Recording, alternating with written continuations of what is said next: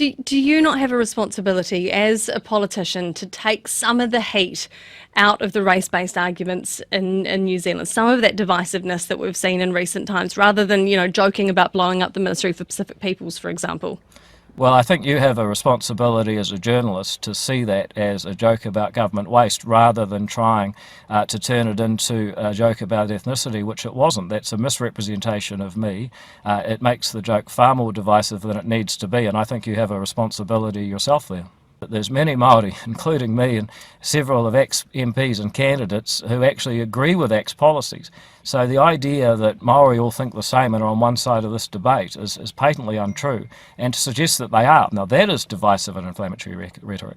If you look at ACT's track record, we've worked hard, even when we've had very little political capital, we've worked hard to help those that are disadvantaged, charter schools being the most obvious example in recent years. However, I just make the point that that was an example of how you help all people who are disadvantaged, including Māori, including Pacific, including people who are disadvantaged and don't actually go to a school that has any kind of ethnic lens to it at all, although some charter schools did.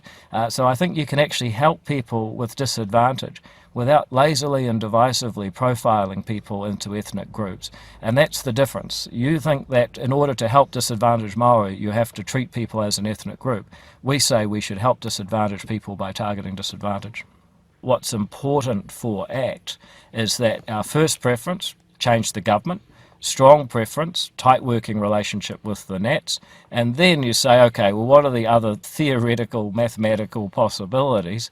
Well, they're the same ones that every government faces. What we want is ACT and National together on the 15th of October, putting together an agreement to hold hands around the table and help New Zealanders overcome the considerable challenges that the country faces around fixing the economy, making the streets safe and uniting New Zealand again.